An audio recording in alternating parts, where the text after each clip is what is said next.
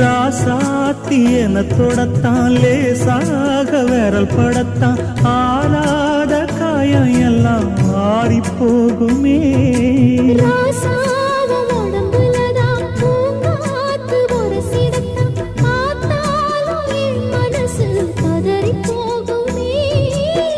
சாமியுண்டு காவலுக்கு அச்சப்பட தேவையில்லை